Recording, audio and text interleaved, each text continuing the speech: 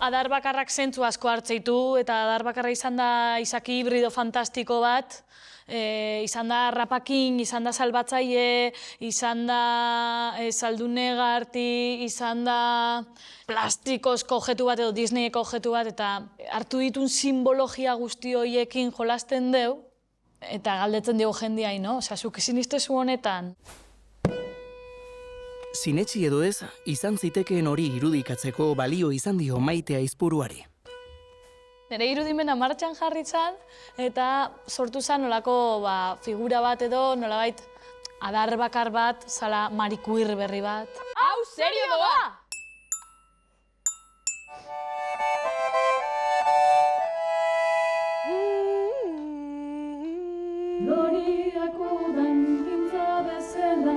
Egia izan, edo ez? Askotan nobedaz jakitea. Enteratu nintzen, adar bakar baten inguruko istorio bat baseola beteluko basuetan, jarri ginen benetako istorio irakurtzen, eta ipuinak decepzionatu gintun, ezta? Ipuinean kontatzen da, berriz ere, erreinu katoliko bat salbatzeko nola monstro bat hiltzen da, eta birjintasunan inguruan, purutasunan inguruan, hori defendatzen duen istorio bada.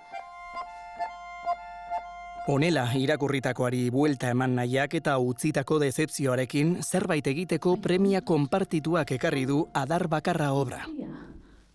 Adar bat du buruan eta hiltzen ditu denak.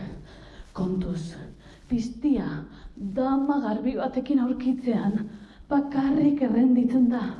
Konexio bat edo badakau nolabait erentzian jaso deun horrekin. Eta nik uste hezkuntza musikal txikitakoa antzekoa dekogula baita. Zortzikoen fansagea. Santagedarenak be bai. Eta tradizioakin beste zerbait iteko gogori biok uste dut konpartitzen deula. Antzerki eta musika batuz, euskal iruditegi kuir bat sortzen saiatu dira.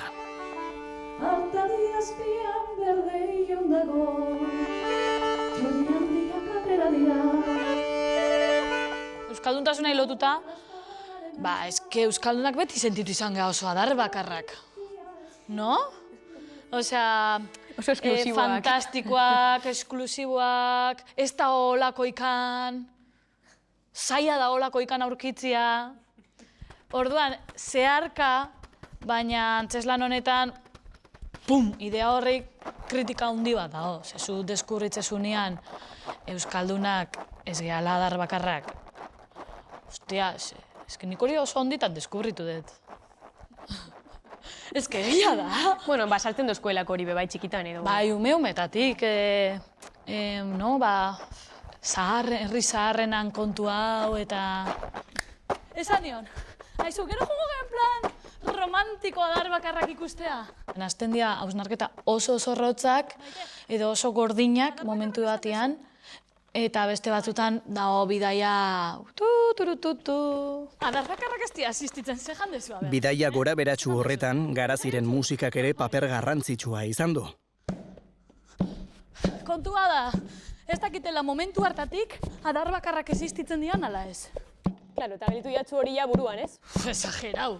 Nik uste ez dugula euki bez beldurrik edo lotxarik hain jasoa ez dan musika mota bat egiteko baita dona azteko musika popularra eta musika akademikoa danak ustartzen dugu zala, eta adibidez nik uste akordoia badala horren erakuslea handi bat, ez? Zentzu guztietan erabiltzen den instrumentu bat dala, orduen bakas horretan ere super identifikatua dauela instrumentua obra honegaz.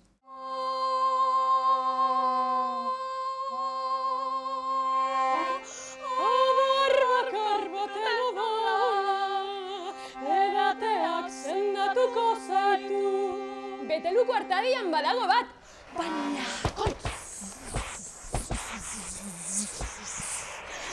arriskutsua da! Egia da, akordeoiaren soinuak gero dirara diskurtsoaren parte, eta ez bakarrik diskurso musikalaren parte. Diskurso fisikoa eta diskurso konkretu berbalaren parte baita. Joteko egiten duzuzan mugimenduak, ere Maitek barneratzen dauz eta erabiltzen dauz bere estena batzuetan, agertzen direnak puntu konkretu batzuetan.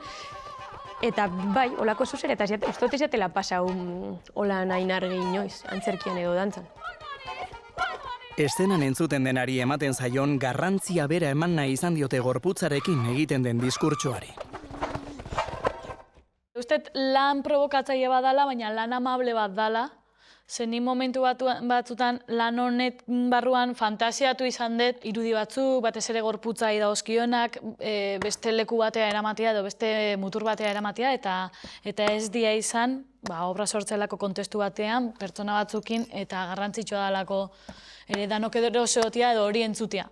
Bueno, dauz gauza batzuk arriskutsuak, berak esposatzen dauzalako gauza konkretu batzuk edo momentu konkretu batzuk, baina ez dut uste, ez da violentoa. Baina ez da violentoa. Provokatzaileak, baina, bueno, bai. Bai, provokatzaileak, baina nik uste ordena konkretu batean dauzela eta autu estetiko batzuen azpian, orduan nire ustez ez da violentoa.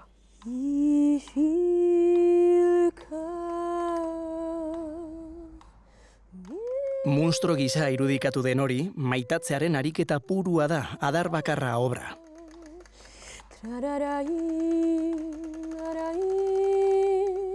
Kulturan ikuspegia anala edo, esango genuke praktikan jartzea dela hau, ezta?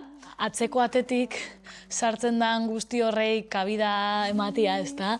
Jarraitu behar badut degeneratuta jarraituko dugu. Osea, hori da pixka tesia edo apustu politikoa.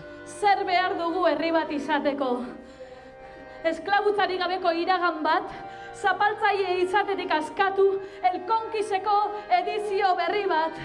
Zer beharko genuke?